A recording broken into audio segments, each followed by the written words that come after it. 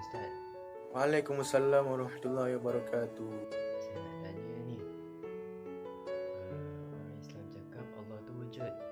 Boleh tak Ustaz cakap Allah tu kat mana? Bagus pertanyaan. Angin tu ada ataupun tidak? Ada kan? Tapi kita tidak boleh melihatnya. Begitu juga Allah Subhanahu Wa Taala. Kita tidak dapat melihatnya. Kita tidak boleh menyebutnya. Kita tidak boleh mengatakan bahawa dia duduk di atas langit, dia duduk di sini, di sana, di sini. Tak, kita tidak boleh mengatakannya dengan kata-kata. Akan tetapi kita boleh mempercayainya bahawa Allah Ta'ala itu ada. Okey, baik. Assalamualaikum warahmatullahi wabarakatuh. Okey, manhaj akli ini adalah salah satu sistem dakwah yang menggunakan akal fikiran yang menyuruh kita kepada berfikir dan tadabbur. Jadi manhaj akli ini dia digunakan kepada golongan yang bercakap dengan menggunakan logik akal. Jadi kalau kita tengok video tadi menunjukkan soalan yang diajukan kepada ustaz itu menggunakan logik akal, iaitu dia pertanyakan kenapa orang Islam cakap Allah ni ada tapi dia tak nampak mana Allah tu kan. Dia tanya. Itu adalah soalan menggunakan logik akal. Jadi untuk jawapan dia perlu menggunakan dalil akli. Seperti apa yang ustaz tadi cakap, adakah angin itu wujud? Adakah kamu nampak? Jadi kalau kita tengok angin ni kita tak nampak pun tapi ada. Itulah jawapan yang menggunakan logik akal. Okey, baik.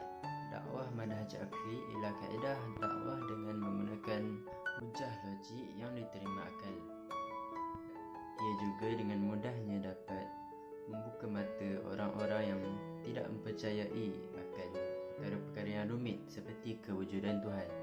Manhaj ini juga kita sering dapat lihat dalam perdebatan kerana hujah logik akal yang sering diterima ramai.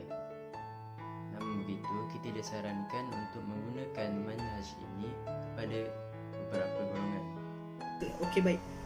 Manhaj akli ini dia digunakan kepada golongan yang bercakap menggunakan logik akal. Yang kedua, golongan yang terlampau taksub dengan pendapat sendiri.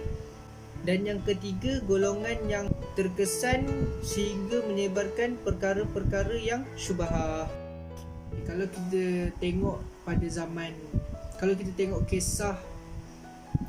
tengok kisah Nabi Ibrahim sendiri, yang di mana Nabi Ibrahim sendiri dia berhujah menggunakan dalil akli, iaitu menggunakan akal fikiran.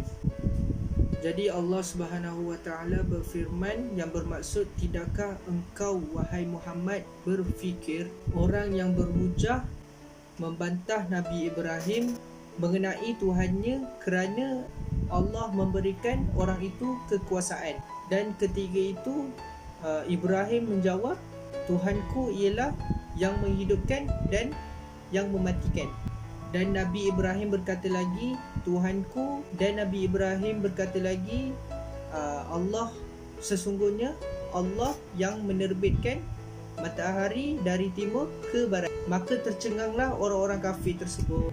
Jadi nak tunjuk di mana Nabi Ibrahim sendiri menggunakan manhaj akli ini untuk berdakwah, kerana pada ketika itu orang terlampau taksub dengan diorang punya kepercayaan, iaitu menyembah berhala.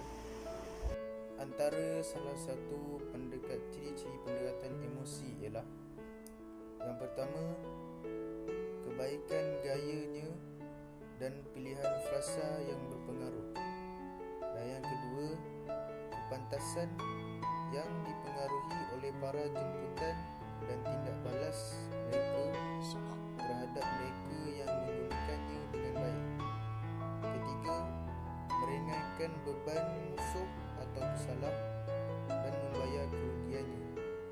Dan yang keempat, perubahan kesannya bergantung pada pergeseran emosi dan perasaan.